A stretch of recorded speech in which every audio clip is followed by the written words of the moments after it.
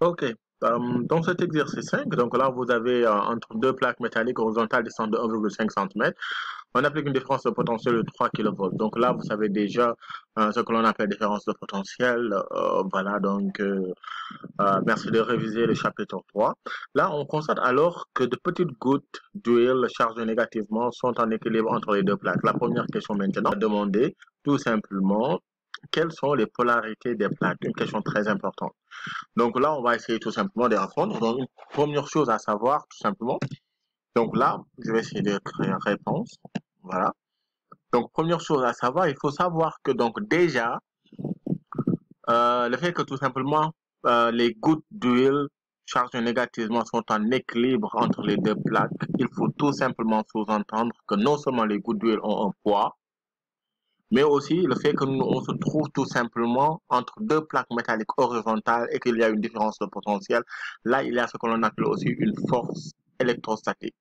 Donc là, sachant qu'on parle d'équilibre, on sous-entend tout simplement qu'aussi, il y a ce que l'on appelle la première loi de Newton qui nous dit tout simplement que dans un système en équilibre, la somme des forces est égale à zéro. Donc, sachant que le poids est une force et qu'il y a la force électrostatique, donc première chose à savoir, c'est que la force électrostatique plus le poids est égal à zéro. Donc ça, on va le voir. Mais l'explication, ce que je vais vous donner oralement, il se pourrait que je vous le demande maintenant, donc en examen ou bien donc dans un devoir. Donc il faut bien comprendre l'idée.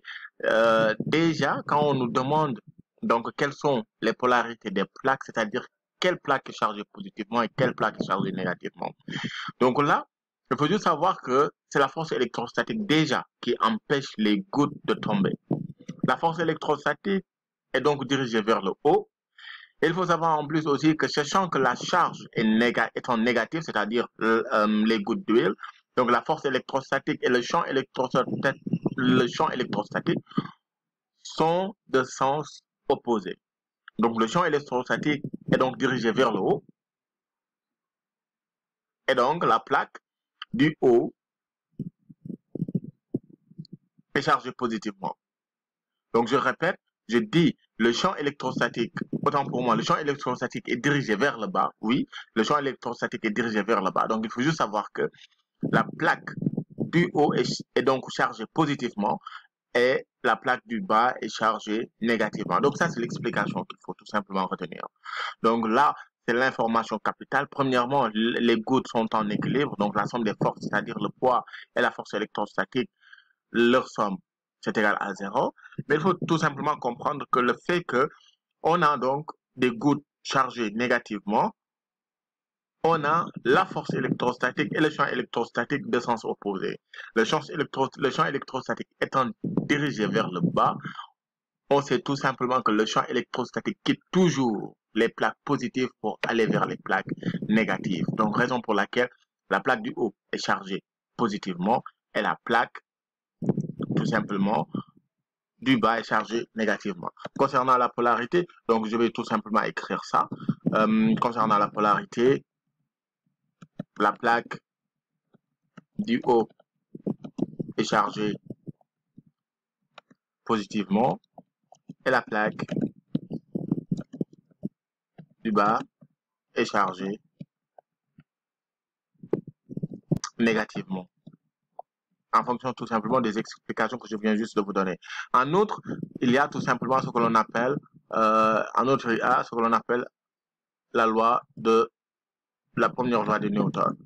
Donc, les gouttes en huile, les gouttes, autant pour moi, les gouttes en équilibre. Donc, on peut tout simplement dire les gouttes en équilibre. Ça manque le U. Les gouttes en équilibre. D'après, tout simplement, d'après la première loi de Newton, on a,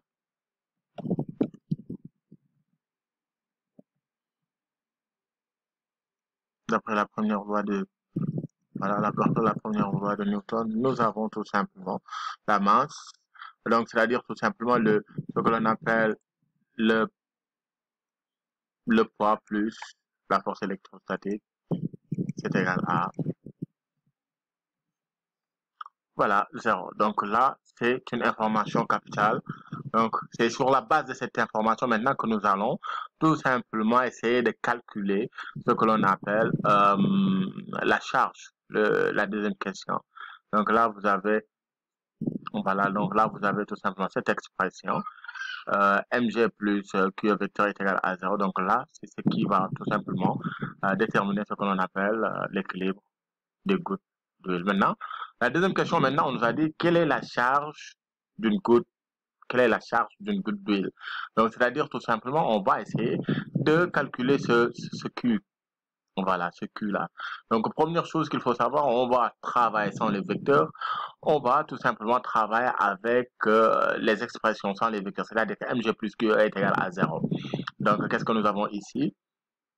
Vous avez donc ici les données qu'on nous a, les données du problème. C'est-à-dire quoi? C'est-à-dire que vous avez la masse volumique de l'huile rho, vous avez aussi le diamètre d'une goutte d'huile. Quand on vous parle de diamètre, on sous-entend tout simplement que vous pouvez calculer ce que l'on appelle vous devez calculer des volumes ou bien un truc de ce genre, donc via le rayon, donc via l'intensité de la pesanteur G que nous avons déjà. Et maintenant, on va essayer de répondre par rapport à cette question, quelle est la charge d'une goutte d'huile? Comme ce que je vous avais dit tout à l'heure, donc là, on va tout simplement travailler avec, donc avec ce que l'on appelle tout simplement les normes de ces vecteurs.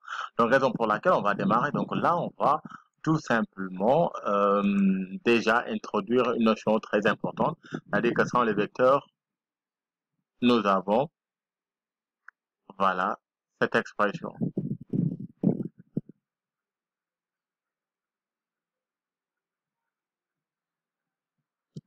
Voilà.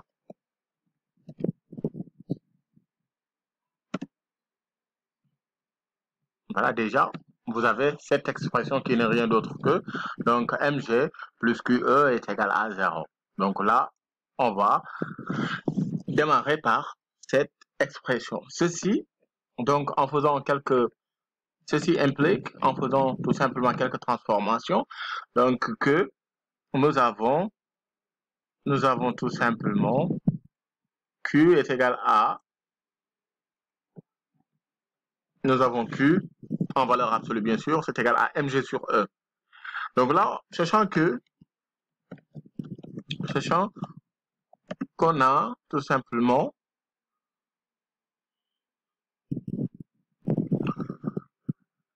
voilà, sachant qu'on a tout simplement E est égal à U sur, voilà, donc sachant qu'on a E est égal à U sur L, donc là on peut l'écrire.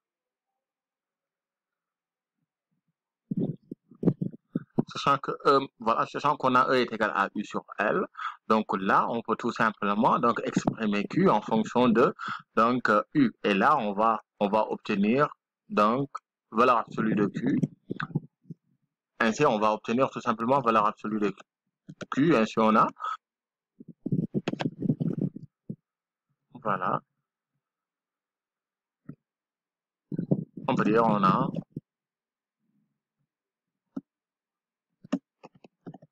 cette expression, on a valeur absolue de Q est égal à tout simplement Mg qui est égal aussi à MGL sur U, sachant que E est égal à U sur L.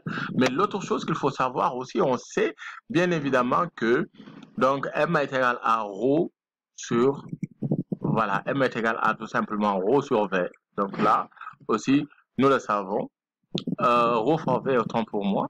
Donc là, on peut tout simplement exprimer vite fait l'expression aussi de M en fonction de ρ et V. Donc là, ce que nous allons avoir, on va donc sachant que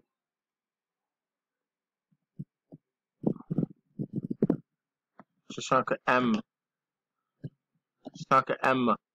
est égal à ρ sur V, on a aussi tout simplement, on peut exprimer donc directement Q en fonction de ρV par rapport à cette expression. On sait que Mg, donc sur E, MGL sur U, on a ρ fois V fois G fois L sur U. Donc là, vous voyez donc les étapes. Et ici, ce n'est pas encore fini parce que tout simplement, on a considéré tout simplement que notre goutte d'huile on considère notre goutte d'huile comme une sphère. Donc là, on va tout simplement essayer d'exprimer ce vecteur, comment dirais-je encore, ce volume V en fonction voilà, on va essayer d'exprimer donc le volume en fonction donc du volume d'une sphère. Donc là, on sait tout simplement que quand vous avez une sphère, donc son volume, ce n'est rien d'autre que 4 tiers de pi r au cube. Donc, en outre, donc, ou bien on va tout simplement dire de plus, voilà, le volume d'une sphère, tout simplement. Donc là, d'une sphère équivaut à, donc équivaut,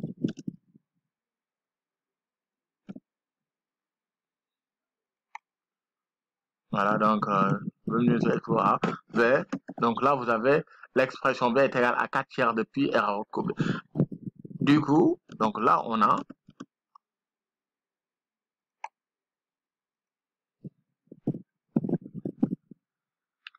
maintenant tout simplement, si on veut exprimer l'expression de la charge Q, du début jusqu'à la fin, on a donc la valeur absolue de Q. Donc là, ce n'est rien d'autre que cette expression qui est Q est égale à mg sur E, qui est égale à mgl sur U, qui est égale à ρ vgl sur U, qui est égale à 4 ρ pi r au cube. GL sur 3. Donc là, vous comprenez déjà, donc en remplaçant tout simplement ce volume par tout simplement le volume d'une sphère, on a cette expression-là. Et c'est ça qu'on nous a donné tout simplement maintenant. Donc, comment dirais-je encore, comment dirais-je encore, le diamètre, vous pouvez exprimer donc l'expression, donc le rayon R en fonction de D. Donc R, ce n'est rien d'autre que D, c'est égal à 2 rayons, donc 2R. Donc là, vous pouvez avoir 4 fois 8, donc ça va, vous allez avoir cette expression, on va l'expliciter vite fait. Donc on va avoir donc cette expression, je vais l'écrire vite fait.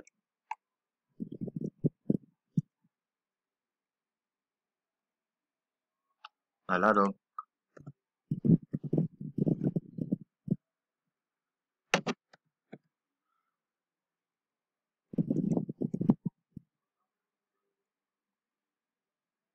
l'expression de U au finish. Donc, au final, l'expression de la charge Q en fonction du diamètre est donné par tout simplement cette expression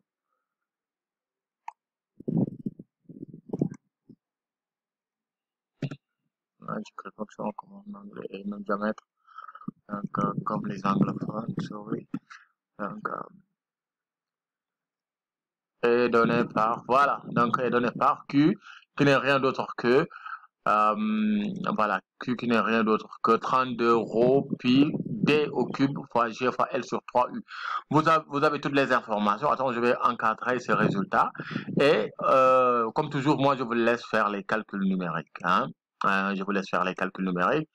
Et je vous laisse aussi tout simplement m'interpréter le résultat que vous allez obtenir ici en comparaison par rapport tout simplement à donc la charge donc d'un électron. Donc là, vous avez donc ce résultat. Donc en application numérique, vous avez toutes les informations. Vous avez toutes les informations. Quand je dis que vous avez toutes les informations, gros, parce que c'est donné ici, vous avez pi qui est égal à 3,14. Vous avez tout simplement D. N'oubliez pas de convertir en mètres toutes les informations qui ne sont pas en mètres et en kilogrammes. Toutes les informations qui ne sont pas en kilogrammes. Donc là, vous avez rho qui est égal à 900 kg par mètre cube. Vous avez pi qui est égal à 3,14. Vous avez D qui est égal à 4,1 micromètres. Donc, si vous devez le convertir en mètres, c'est égal à tout simplement 10 à la puissance moins 6. Vous avez L, la distance entre les deux plaques. Donc là, qui est égal à 1,5 cm, il faut le convertir en mètres. Et là, vous faites les calculs et vous me faites la comparaison. D'accord. On passe à l'autorisation.